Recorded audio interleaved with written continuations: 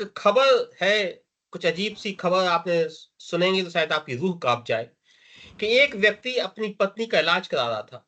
वो इलाज इतना महँगा उसको लगा, इतना महँगा उसको था, कि उसने अपना एक बच्चा बेच दिया। पत्नी के इलाज कराने के लिए उसने एक अपना बच्चा ₹50,000 में एक दलाल के मार्फत बेच दिया। एक खबर रूह कँपा देती है। आपकी जो पूरी सोच है, जो पूरा एक लोकतांत्रिक ढाँचा है, जिस पे हम चलते हैं, जिस पे हम गर्व करते हैं, वो पूरा सब एक प्रश्न चिन्ह बना देता है। तो आइए इस बात को किस तरह से समझा जाए, कहाँ कमियाँ हैं, कहाँ परेशानी, इन सब पर चर्चा करने के लिए हमारे पास अलग-अलग विशेषज्ञ हैं। सबसे पहले हम बात शुरू करते हैं अनुपमा जी से। अनुपमा जी ब्यूरो चीफ रही हैं ग्वालियर की, जबलपुर की, भोपाल की, बहुत सीनियर जर्नलिस्ट हैं। करीब उनके पास 20 साल से ज़्यादा का इलेक्ट्रॉनिक मीडिया में काम करने का अनुभव है। आप काफ़ी एक्सपीरियंस्ड जर्नलिस्ट हैं। सबसे पहले हम आप ही से शुरू करते हैं अनुपमा जी। इस पूरी खबर को आप किस तरह से देखती हैं कि पत्नी का इलाज कराने के लिए कोई व्यक्ति अपना एक बच्चा बेच दे? अनुपमा जी। देखिए, मैं इसे कहती हूँ कि जो हमारा जो लोकतंत्र का ढाँचा है, वो बहुत कमज़ोर है। मैं ये कहूँगी कि कहीं न कहीं सरकार के जो दावे होते हैं स्वास्थ्य को लेके, शिक्षा को लेके, वो सब झूठे साबित हो रहे हैं। कहा जाता है कि सरकार बड़े-बड़े दावे करती है पूरे देश में कि हम फ्री में इलाज कर रहे हैं, दवाइयाँ फ्री दे रहे हैं और जो सुविधाएँ हैं, वो दे रहे हैं और यहाँ तक कि हम कंपेयर कर रहे हैं विदेशों से। अगर हम विदेशों में जाएँ तो वहाँ सबसे ज़्यादा एजुकेशन और हेल्थ ये फ्री कर रखे हैं, उसपे पैसा नहीं लगता और कोशिश की जा रही है की जाती है कि सबसे ज़्यादा जो 18 साल तक के बच्चे हैं उनकी फीस नहीं लगेगी। डिलीवरी अगर सिज़ेरियन भी हो रही है तो कोई पैसा नहीं लगेगा। लेकिन वहीं अगर हम अपने देश की बात कर रहे हैं, हम कितने वर्ष हो गए हमको आज़ाद हुए 78वाँ जो हमने आज़ादी का वर्ष मनाया है, उसके बावजूद भी हम कहाँ हैं? आज भी हम हेल्थ के लिए परेशान हैं। एक पिता को अपना बच्चा अगर बेचना पड़े, तो ये तो वो वाली स्थिति हो गई, पहले ज़मींदारों के यहाँ काम करते थे और काम के अगर उन्हें पैसे की ज़रूरत होती थी, चाहे वो खाने के लिए या हेल्थ के लिए, तो हम अपने घर के किसी भी चाहे बच्चा हो, बेटी हो, बहन हो, भाई हो, उसको हम रख देते थे। तब वो साहूकार हमें पैसा देता था। आज थोड़ी-सी परिवेश बदला है कि उसको बेचना पड़ा। आप सोच सकते हैं कि अगर जिसको अपने दिल के टुकड़े को 50,000 रुपए में बेचना पड़ा हो, तो उसका दिल कितना कठोर करके मात्र 50,000 रुपए में अपने एक बच्चे को इसलिए बेचना पड़ा कि उसे अपनी पत्नी का इलाज कराना पड़ा। यानी कि इलाज ही इतना महँगा है कि उसके लिए किस तरह के भी मतलब किसी को भी किसी भी हद तक जाने की ज़रूरत पड़ रही है। फिर ये सरकार के जो दावे हो रहे हैं हेल्थ को लेके, शिक्षा को लेके और भी अन्य विकासों को लेकर, तो वो दावे आखिर कहाँ जा रहे हैं? पैसा लगा रहे हैं, पैसा बता रहे हैं। मध्य प्रदेश की अगर बात करें तो अरबों रुपया, खरबों रुपया जो है कर्ज में डूबा हुआ है। कहते हैं कि हम विकास के लिए ले रहे हैं। पूरे देश की यही हालत है। तो फिर पैसा वो जा कहाँ रहा है? जब विकास दिख नहीं रहा है, चाहे हेल्थ में चलिए अगर किसी अनुपमा जी, बाप को अपने बेटे को आपकी अगर ये बात हम रत्ना जी से पूछेंगे, रत्ना जी से बात करेंगे इसके बारे में। रत्ना शुक्ला जी को सभी लोगों ने टेलीविज़न में देखा होगा। आप देश के सबसे बड़े चैनल्स में काम किया है आपने और एक बहुत ही ज़िम्मेदार हेल्थ रिपोर्टर रही हैं, आप बड़ी नामचीन हेल्थ रिपोर्टर रही हैं, दिल्ली में सारे लोग आपको जानते हैं और एक बड़ी प्रतिष्ठित हेल्थ रिपोर्टर रत्ना जी लंबे समय तक रही हैं। अभी भी सोशल एक्टिविटीज़ में आप लगातार काम कर रही हैं। रत्ना जी आप अपना बात कहिएगा लेकिन उससे पहले मैं आपसे 2-3 चीज़ छोटी-छोटी 2-3 चीज़ें जानना चाहता हूँ। हेल्थ सिस्टम इतना महँगा हो गया है कि सरकारी अस्पतालों में बहुत बुरी स्थिति है। हम लोग देखते रहते हैं कहीं सरकारी अस्पताल में चूहे बच्चों को खा गए, कहीं एक पिता एक अस्पताल से दूसरे अस्पताल तक अपने बच्चे को कंधे पे लेके घूमता रहा, उसकी कंधे पे मौत हो गई। प्राइवेट अस्पताल बहुत महँगे हैं, वहाँ पे आम आदमी जा नहीं सकता। इन तमाम जगहों के बीच में आम आदमी कहाँ रास्ता खोजे? कैसे अपने परिवार का या खुद का इलाज कराए? रत्ना जी। देखिए आलोक जी, आपने जो बात कही कि सरकारी अस्पताल और निजी अस्पताल, दोनों ही जगह पर लोगों का इलाज कराना मुश्किल है। सरकारी अस्पतालों में दवाएँ आपको मुफ्त मिल जाएँगी, लेकिन वहाँ उपकरण नहीं होंगे, वहाँ स्वास्थ्य कर्मी नहीं होंगे, बहुत सारी जगहों पर स्वास्थ्य केंद्र ही नहीं होंगे। निजी अस्पतालों में सारी सुविधाएँ हैं, लेकिन इलाज महँगा है। तो गरीब और मध्यम वर्ग दोनों ही इससे परेशान हैं और स्वास्थ्य व्यवस्थाएँ अब जीडीपी का 3.8% हम स्वास्थ्य पर खर्च कर रहे हैं। जो ताजा आंकड़े हैं हमारे, जबकि WHO का आंकड़ा 5% है। तो हम काफी 1% से होते होते काफी हम आगे तक पहुंचे हैं। लेकिन इसके बावजूद यदि स्वास्थ्य सुविधाओं की ये स्थिति है, तो ये जो घटना झारखंड में घटी है, ये भारत की स्वास्थ्य व्यवस्था की बहुत ही गंभीर स्थिति को उजागर करती है। और जैसा अनुपमा जी ने कहा कि एक व्यक्ति ने अपनी पत्नी के इलाज के लिए यदि अपने बच्चे को बेचने के बारे में सोच लिया, तो आप समझ सकते हैं कि किस तरह की मानसिक स्थिति अब भी गरीब तबके के भीतर है। यानी गरीब तबके को हम अनाज भी दे रहे हैं मुफ्त, सब कुछ दे रहे हैं, लेकिन इसके बावजूद हम उसके दिमाग से उस बात को नहीं निकाल पाए हैं कि वो अभी गरीब है। उसके निर्णय लेने की क्षमता प्रभावित हुई है, इलाज नहीं मिलने के कारण या स्वास्थ्य सुविधाएं नहीं होने के कारण, बीमारी के कारण। तो ये सोचने वाली बात है कि हम इतना आगे आने के बाद, इतने बड़े-बड़े दावों के बाद, हम अपने लोगों को क्या दे पा रहे हैं? क्या हम उनको इस सोच से बाहर नहीं निकाल पाए हैं अभी तक? ये बहुत ही गंभीर स्थिति है। आलोक जी, 12 करोड़ लोगों को 5 लाख रुपए प्रति वर्ष का जो आयुष्मान योजना के तहत जो फायदा दिया जा रहा है, इसके बावजूद लोग इलाज नहीं करवा पा रहे हैं। क्यों नहीं करवा पा रहे? क्योंकि बहुत से लोग ऐसे हैं जिनका अभी तक आयुष्मान कार्ड नहीं बना है, क्योंकि आवेदन प्रक्रिया क्या है वो नहीं जानते, या तो वो स्थानीय प्रशासन जो है वो बहुत अधिक इसको लेके सजग नहीं है, वो बहुत एक्टिव नहीं है, जिसकी वजह से लोग अपना आयुष्मान कार्ड बनवा पाएँ। आयुष्मान कार्ड यदि बन भी गया है, तो निजी अस्पतालों में कई बार उनको मना भी कर दिया जाता है इलाज के लिए, क्योंकि उनका कहना है कि सरकार हमें पैसे नहीं देती। जैसे कि सीजीएचएस स्कीम में होता था, कई अस्पताल मना कर देते थे कि हम नहीं कर सकते क्योंकि सरकार से पैसा नहीं आ रहा। वहाँ भी बहुत सारी डिस्पैरिटीज़ हैं निजी अस्पतालों में। आयुष्मान योजना अगर वहाँ चल रही है, तो रत्ना जी, डॉक्टर्स जो है अलग-अलग हैं। रत्ना जी, करीब शायद आपको ज्यादा पता होगा, आप सीनियर रिपोर्टर हैं, 1.25 लाख करोड़ रुपीस जो है आयुष्मान का बकाया है लोगों की तरफ।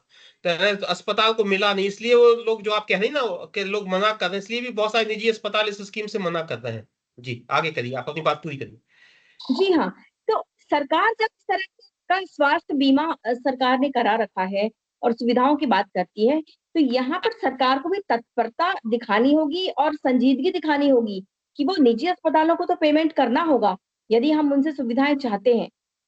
साथ ही साथ स्वास्थ्य सुविधाएँ झारखंड की यदि हम बात करें, तो वहाँ पर स्वास्थ्य सुविधाओं की कमी है, प्राथमिक स्वास्थ्य केंद्रों की कमी है, जो कम्युनिटी हेल्थ सेंटर्स हैं उनकी कमी है, उनमें डॉक्टर्स की कमी है, तो हम वो सारी कमियों की भरपाई नहीं कर पा रहे हैं सब कुछ होने के बावजूद। तो व्यवस्था में अभी कमी है जिनको हमें जहाँ-जहाँ पर भी कमियाँ हैं उनको हमें पूरा करना पड़ेगा, वरना हम सिर्फ कागज़ी जो आंकड़े हैं उनके साथ चलते रहेंगे, लेकिन ज़मीनी हकीकत कुछ और रहेगी। चलिए, रत्ना जी ने, अनुपमा जी ने बहुत सारे सवाल उठाए। इन सारे सवालों के जवाब हम आशीष दुबे जी ने, जर्नलिस्ट हैं और पॉलिटिकली काफी एक्टिव भी हैं और सरकार से मिलते जुलते रहते हैं। लेकिन उससे पहले हम अंशुमन मित्रा, डॉक्टर अंशुमन मित्रा जी के पास जाएंगे। आप जो सोशल हेल्थ इश्यूज हैं उन पे काम करने वाले व्यक्ति हैं, आप लगातार अलग अलग जगहों पर काम कर रहे हैं। इस समय आपकी एक टीम पंजाब में काम कर रही है, फ्लडेड एरिया में, आपकी एक टीम उत्तराकाशी में काम कर रही है, उत्तराखंड में काम कर रही है। आप जहां कहीं भी प्रॉब्लम होती है वहां आपकी टीम काम करती है। डॉक्टर अंशुमन, हम आपसे जानना चाहेंगे कि जो ये प्रॉब्लम्स उठाई जा रही हैं कि इलाज इतना महंगा है, आदमी कैसे कराए अपना इलाज? बच्चे बेच के इलाज होगा क्या अंशुमन जी? जो पॉइंट्स यहाँ पे रचना जी और अनुपमा जी डिटेल्स बताया, ये पॉइंट क्लियर है। इट इज सम टारगेट्स, कुछ टारगेट हमको दिखा रहा है, कुछ टारगेट अचीव हो रहा है नहीं हो रहा है, कितना पैसा बजट में कितना परसेंट से बहुत सारा स्टैटिस्टिक्स तो जनरेट कर पाता है। बट रियलिटी क्या है? एक्चुअल रियलिटी है जो हमारा देश में जाता है, we have the largest zero hunger index in the world, ताकि 19 लाख बच्चे 24 घंटा में एक भी कुछ खाना दाना मुंह में ना दे के सो जाते हैं। यहाँ पे जितना फ्री इलाज, जितना इंश्योरेंस, जितना आयुष्मान भारत सब दिखा रहे, फिर इलाज के लिए बेटा को बेचना पड़ता है, ये चल रहा है। मतलब it's a total ethical social crash down. ये जस्ट हेल्थ का इशू है नहीं, it's a total social crisis. अगर आप मेडिकल एजुकेशन में देखें मेडिकल एजुकेशन जब से एमसीआई से एनएमसी हुआ, एमसीआई एक मतलब करप्ट बॉडी था, इसलिए उसको उखाड़ दिया। वैसे देखिए तो हमारा पार्लियामेंट में 75-85% जो पार्लियामेंट में सबसे बिलियनियर्स है। बिलियनियर्स जो बनते हैं सीधा से नहीं बनता। Everyone knows they are the cream of the corruption. तो पार्लियामेंट तो उखाड़ नहीं दिया, तो एनएमसी जब लाया, एमसीआई उखाड़ के टोटल मेडिकल एजुकेशन और कॉर्पोरेट कन्वर्शन के लिए आया। पहले जो हेल्थ, सेकंड हेल्थ पॉलिसी और थर्ड हेल्थ पॉलिसी जो आया हमारे देश में, उसमें डॉक्टर टोटल अंशुमन, हम सरकारी आपसे जो अभी ये जानना चाहेंगे कि आप लगातार काम कर रहे हैं हेल्थ इश्यूज पे, तो हाँ, आम आदमी का जो प्रॉब्लम है, जो जनरल हेल्थ इश्यूज है, वो कैसे सॉल्व होगा, कैसे सॉल्व सॉल्व नहीं हो हो रहा सकते? है। आवर एंटायर हेल्थ सिस्टम जो प्लानिंग चल रहा है, it is towards corporatisation of medical health system. It is based on corporate health manner administration, based on corporate insurance, and इसको मेडिकल एजुकेशन को भी अभी अभी अब देखो, सीट्स भी देखो, medical seats, dental seats already 75-80% private, medical seats almost 65-70% private, चलिए, और आपने एक बहुत अस्पताल इंपॉर्टेंट इशू बॉडीज भी उठाया मोर देन अंशुमन जी, 70% आपने प्राइवेट। बहुत इंपॉर्टेंट इशू उठाया है। हम अपन आशीष जी के पास चलते हैं। आशीष जी एक सीनियर जर्नलिस्ट हैं जो भोपाल से ज्वाइन कर रहे हैं हम लोगों को। आप नई दुनिया जैसे बड़े अखबारों में संपादक के रूप में आपने काम किया है, अभी भी कई प्रतिष्ठित अखबारों में आप काम कर रहे हैं। आशीष जी, जो बात रत्ना जी कह रही हैं, जो बात अनुपमा जी कह रही हैं, जो बात अंशुमन जी कह रहे हैं, कि सरकार की जो योजना है वो जमीन पर नहीं दिखती। सरकार जो दावे करती है, जैसे रत्ना जी ने कहा कि वो आयुष्मान कार्ड बनवा रही है, लोगों के बीमा कर रही है, बहुत सारी सरकारी अस्पतालों में मुफ्त दवा के ऐलान कर रही है, लेकिन फिर ये स्थिति क्यों है सरकारी अस्पतालों में कि बच्चों को चूहे खा जाते हैं, या फिर पत्नी के इलाज के लिए बच्चों को बेचना पड़ता है? तो प्रॉब्लम कहाँ देख रहे हैं आप, समस्या कहाँ है आशीष जी? इसकी बेसिक तो सबसे बड़ी वजह है वो ये है कि सरकार जो है, ये जो आगे पार्ट पीछे सपाट जो एक पुरानी कहावत है वैसा है, इसकी मॉनिटरिंग कहीं की नहीं, प्रॉपर मॉनिटरिंग नहीं है, प्रॉपर फॉलो अप नहीं है किसी भी चीजों के। घोषणा करना, अपनी पीठ थपथपाना, अपने गाल बजाना, ये सब चीजें उस तरह उसके उससे जुड़ी हुई त्रासदियां हैं। यदि सरकार को लगता है कि वो अब इतनी चिंतित है गरीबों की, मजबूरों की स्वास्थ्य सुविधाओं के लिए, तो वो इस पर फिर इन पर ध्यान क्यों नहीं देती है? मेडिकल ये जो नर्सिंग होम बन रहे हैं, 7 स्टार हॉस्पिटल बन रहे हैं, उनको आप जो है इस तरह से प्रमोट कर रहे हैं, एक तरह से जाके फीता काट रहे हैं। और सरकारी अस्पतालों में कोई सिस्टम नहीं। आप देखिए चूहे वाली घटना है, उस पर कोई एक्शन नहीं किया, बहुत दिनों तक नहीं हुआ जब तक दबाव नहीं पड़ा। तो ये जो है सबसे ज्यादा जो फेल्यूर है, ये स्वास्थ्य सेवाओं से ज्यादा सरकार की नीयत का है। सरकार इस पर गंभीरता से काम यदि करती होती, और ये कोई ऐसे एक मसले नहीं है, ऐसे हजारों मामले हर पीछे उदाहरण के तौर पे है। तो अगर किसी एक पर संज्ञान ले लिया जाता तो स्थितियां नहीं बनती। आयुष्मान सुविधा का जितना बड़ा ढोल पीटा गया है, ये उसकी बानगी है कि वो बच्चा बेचकर वो इलाज करा रहा है। जबकि नर्सिंग होम जो है उनको भी कहा गया है कि वो आपात स्थितियों में, कई सरकारों में कई जगह पर इस तरह की योजना है कि वो उनको निर्देश है कि वो इलाज करें। कई बार जो है वो रियम्बर्स करने की भी सुविधाएं होती हैं, कई चीजें हैं, देखिए बहुत सारी बातें हैं। लेकिन इसमें सरकार अगर ध्यान नहीं देगी तो ये स्थिति होगी आशीष कि जी, आज आशीष जी, आशीष जी, मैं एक टोक रहा हूँ। रत्ना ने एक जो इंपॉर्टेंट बात कही कि आयुष्मान आपने योजना तो शुरू कर दी, लेकिन जब पैसे ही आप नहीं दे रहे तो लोगों ने मना कर दिया कि हम इलाज नहीं करेंगे। तो सरकार योजना तो शुरू कर रही, लेकिन जो उसको पैसे ही नहीं देगी तो इन योजनाओं का क्या फायदा? आशीष जी। मैं बिल्कुल उस बात से सहमत था। और मैं उसी को यूं भी बोल सकता हूँ कि पहले जब ये सुविधा आई तो इस पर जो है नर्सिंग होम ने जमकर चांदी काटी है। लाखों करोड़ों के फर्जी बिल बनाए गए हैं। और इलाज जो है, जब जरूरत पड़ी लोगों की, वो सुविधा का लाभ लेने की लोगों का एक वर्ग खड़ा हुआ, तो सरकार ने वो पुराने गड़बड़ियों सबक लेके पैसा रोक दिया। तो ये जो है किसी की सजा किसी को मिल रही है, ये उस तरह की चीजें, मतलब अगर इसकी मॉनिटरिंग, इसके फॉलो प्रॉपर होते हर किस्से के, तो ये स्थिति नहीं आती। भारत आज जो है 112वें नंबर पे स्वास्थ्य दृष्टि से, क्योंकि लोगों को सुविधाएं नहीं है, लोग इलाज नहीं कराते हैं, लोग नीम हकीम के पास जाते हैं, झोला छाप डॉक्टरों के पास जाते हैं। और अभी एक अध्ययन है कि भारत को इस साल के अंत तक 17.5 लाख अतिरिक्त बिस्तरों की जरूरत है अस्पतालों में। तो ये कैसे इसको मीट करेंगे, कैसे करेंगे, मैं समझ ही नहीं पा रहा हूँ। क्योंकि स्वास्थ्य और शिक्षा जो भी बात आई, जो बिल्कुल फ्री होनी चाहिए, वो भारत में फ्री होने के नाम पर जो है बहुत बड़ा एक मजाक किया जा रहा है उसका। क्योंकि चलिए आप अनुपमा जी से पूछते हैं। अनुपमा जी, हेल्थ प्रायोरिटी में क्यों नहीं है सरकारों के? सरकारों को क्या हेल्थ से वोट नहीं मिलते? या जो गरीब आदमी है जिनका कोई से नहीं होता वही परेशान होते हैं सरकारी अस्पतालों में, तो क्या उनकी वजह से वोट नहीं बदलते? सरकार हेल्थ पे इतना ध्यान क्यों नहीं दे रही है? परेशानी कहाँ है? सरकार को क्यों ये महत्वपूर्ण नहीं लगते हेल्थ के मुद्दे? अनुपमा जी। देखा, ये अपन अगर कहें कि सरकार को महत्वपूर्ण नहीं लगते तो सरकार ये आयुष्मान जो योजना है वो नहीं चलाती। वो उसी चीज को ध्यान में रखते हुए उन्होंने चलाई कि गरीब तबके का जो व्यक्ति है उसका भी इलाज हो सके।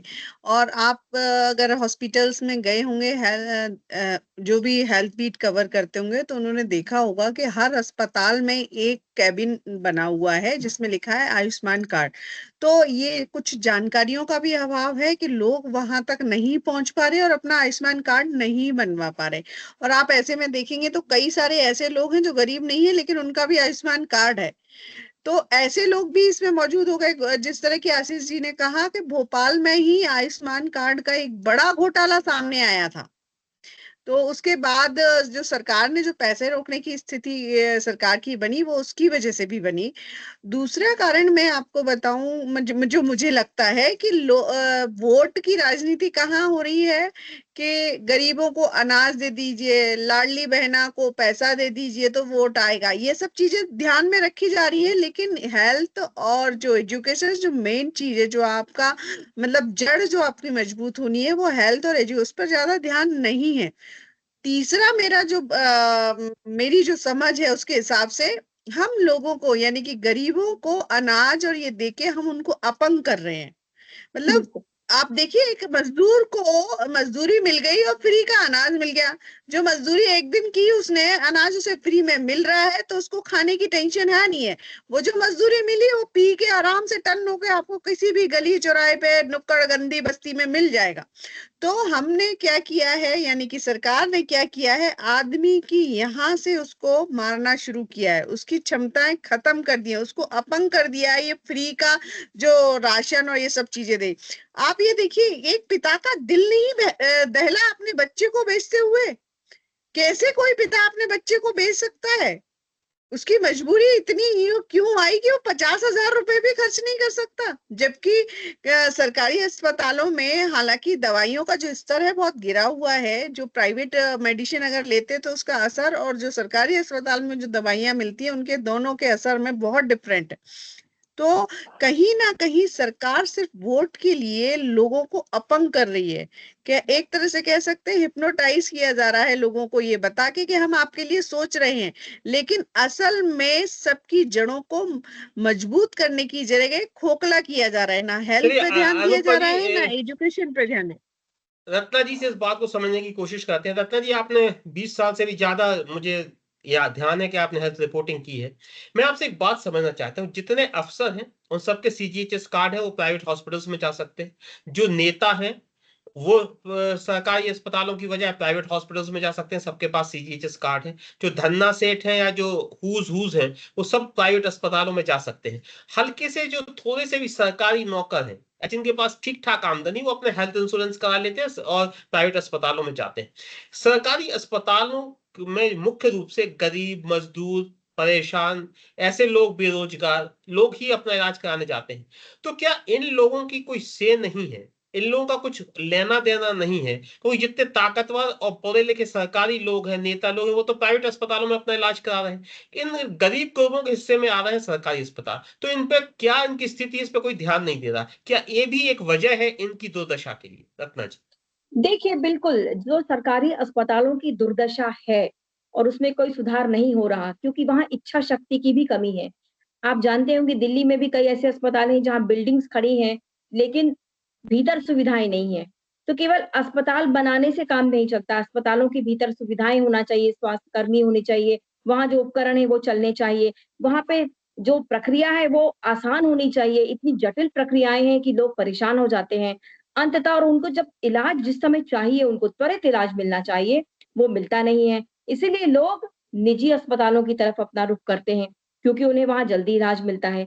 वो कर्ज लेके भले ही वहां जाएं या किसी से उधार पैसे लेके जाएं, लेकिन उन्हें निजी अस्पतालों में क्योंकि त्वरित सुविधा मिलती है इसलिए वहां पहुंचते हैं। सरकारी अस्पतालों की स्थिति दुरुस्त क्यों नहीं हो पा रही?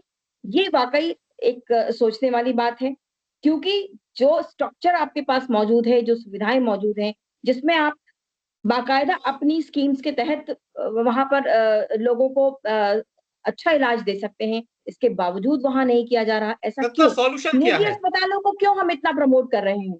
या फिर कोई ऐसा मॉडल क्यों नहीं बन रहा है सर्विसेज का कि जहां हम पूरी निगरानी भी रखें, सुविधाएं भी ठीक से मिले, सरकार की योजनाओं का भी लाभ मिले और जो निजी अस्पतालों ने सुविधाएं बना रखी हैं वो भी हम अच्छी तरह से इस्तेमाल कर पाएं। हम आपको एक आंकड़ा बताते हैं, नेशनल फैमिली हेल्थ सर्वे का जो 5 जो उसका सर्वे है, उसका आंकड़ा है कि लोगों ने सरकारी अस्पतालों की बजाय निजी अस्पतालों में जाना शुरू किया है। 2015-16 में सरकारी अस्पतालों में जाने वालों की जो तादाद थी वो 55% से 2019 से तक गिरकर ये 49% हो गई। तो आप समझिए कि निजी अस्पतालों में लोग जाना ज़्यादा पसंद कर रहे हैं सरकारी अस्पतालों की वजह से, क्योंकि वहाँ लंबी-लंबी वेटिंग लाइन है, वहाँ पर आपको आपातकालीन सुविधाएँ कई बार नहीं मिल पाती हैं। बहुत सारी ऐसी परेशानियाँ हैं, जिससे कि लोगों को दो-चार होते हैं सरकारी अस्पतालों में जाके और निजी अस्पताल का रुख कर लेते हैं। निजी अस्पताल चलाने वालों का बहुत अच्छा धंधा चल रहा है, मशरूमिंग हो रही है नर्सिंग होम्स की, आपने देखा होगा जबलपुर में। धंधा। बिल्कुल। रत्ना, आपने ये शब्द कहा, इसी को लेकर डॉक्टर अंशुमन मित्रा के पास चलते हैं। डॉक्टर अंशुमन जी, सीनियर जर्नलिस्ट रत्ना शुक्ला कह रही हैं कि हेल्थ धंधा बन गया है इस देश में और धंधे में सब जायज है, पैसा कमाने के लिए आप कुछ भी कर सकते हैं, इसीलिए इलाज इतना महंगा हो रहा है। क्या एक वेलफेयर स्टेट में हेल्थ धंधा होना चाहिए? Doctor Anshuman Mitra.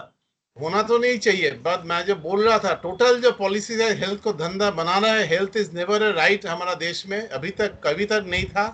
It is a commodity to be sold to the highest bidder. और दो मिथ बस्ट होना चाहिए। Insurance is not to provide health. Insurance है जो आयुष्मान हो, आयुष्मान भी प्राइवेट कॉर्पोरेट एजेंसीज का है, सरकारी है नहीं। वो है इंश्योरेंस वाला को लाभ के लिए, धंधा के लिए, नॉट फॉर गिविंग हेल्थ। और जो प्राइवेट हॉस्पिटल अच्छा इलाज करते, दैट इज रॉन्ग। अभी तक जहाँ पे मेडिकल कॉलेज में ठीक से मैनिंग है, जूनियर डॉक्टर्स हैं, वहाँ पे इलाज अच्छा होता है।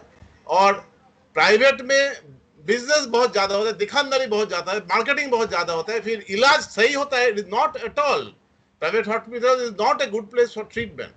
जी, मैं आपको यहाँ पर इंटरप्ट करना चाहती हूँ डॉक्टर अंशुमान। मैं आपको ये बताना चाहती हूँ कि प्राइवेट अस्पतालों में इलाज, आपने कहा कि हमेशा अच्छा नहीं होता, ठीक है, मान ली आपकी बात, लेकिन जब इलाज की जरूरत है तब तो हो जाता है।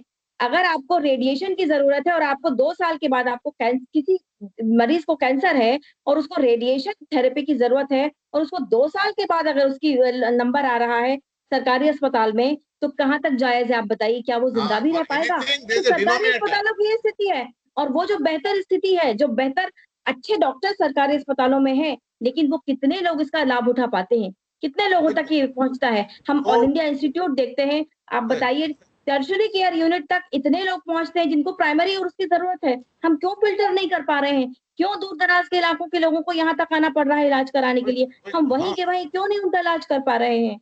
तो मैनिंग तो नहीं हो रहा है, 1/5 1/6 मैनिंग में चल रहा है। सरकारी अस्पताल जैसे आप बोले, जो बेड जितना घटती है, मैन पावर भी और भी ज्यादा घटती है। 1/5 और 1/6 मैन पावर में चल रहा है।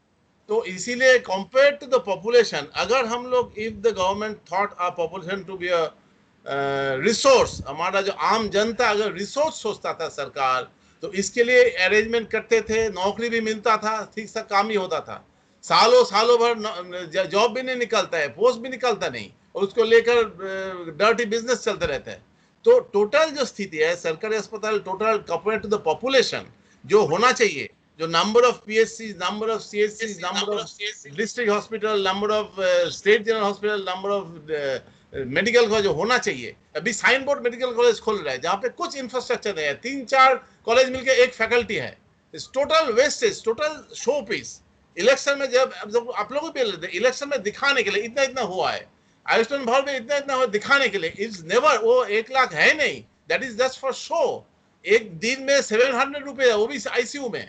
कहीं पे आईसीयू 700 मिलता नहीं, वो दिखाता है पर डे पर पेशेंट आईसीयू में 700, बाकी तो 200 300 250 ऐसे होता है जिसमें कुछ इलाज नहीं मिलता है।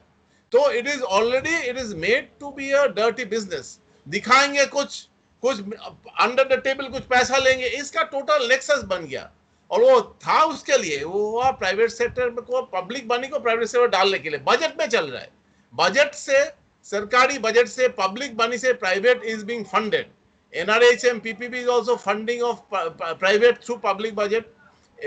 आयुष्मान भी टोटल बजट जा रहा है for insurance, for the provide the coffers of the private sector for the insurance. ये तो सब बन रहा है। Insurance is never to give proper treatment, it is give to, सारा दुनिया में इंश्योरेंस इज फेलियर, हमारा देश में भी इंश्योरेंस इज फेलियर। जितना प्रोपागेंडा होता है, कितना हजार कितना लाख प्रोपागेंडा हो सकता है, but it is never health care, it is business on the name of health. इसमें मैं एक पॉइंट ऐड करना चाहती हूँ आलोक जी, इसमें पॉइंट ऐड करना चाहती हूँ। अभी इंश्योरेंस की बात हुई, आप देखिएगा अस्पतालों में जब वाकई किसी को जरूरत होती है, जो इंश्योरेंस उसने हेल्थ इंश्योरेंस करा रखा है, और जब उसको वाकई जरूरत पड़ती तो आप देखिए उसको कितने पापड़ बेलने पड़ते हैं वो इंश्योरेंस का पैसा लेने के लिए, नहीं मिलता। तो ये सब चीजें आखिर हम क्यों नहीं है, हमारे पास सुविधाएं होती हुए हम पैसा लगा रहे हैं, इसके बावजूद हमें वो सुविधाएं क्यों नहीं मिल पा रही? कोई गारंटी नहीं इस बात की कि आप जब बीमार होंगे आपकी जरूरत। Everyone is stealing insurance, everyone is stealing. Company जितना एक्चुअल क्लेम देना चाहिए नहीं दे रहा है, जब जितना क्लेम कैंसिल करेगा उसको पॉइंट बढ़ेगा। जो एजेंट है या जो ऑफिसर है वो जितना अंशुमन जी, आप लोगों की बातें बहुत इंटरेस्टिंग थी, लेकिन टाइम कम हो रहा है, टाइम पूरा हो रहा है। तो आशीष जी का कंक्लूडिंग रिमार्क। आशीष जी, रत्ना शुक्ला ने कहा धंधा है, डॉक्टर अंशुमन मित्रा कह रहे हैं गंदा है, धंधा है पर गंदा है, और अनुपमा जी ने कहा कि सिर्फ वोट का खेल है। तो वोट का खेल है, रत्ना शुक्ला कह रही धंधा है, डॉक्टर अंशुमन मित्रा कह रहे हैं कि गंदा है, धंधा है पर गंदा है। कहिए क्या है रिमार्क है आपका आखिरी में कंक्लूजन, आशीष जी। अब इसमें सिर्फ चंदा शब्द और बच जाता है।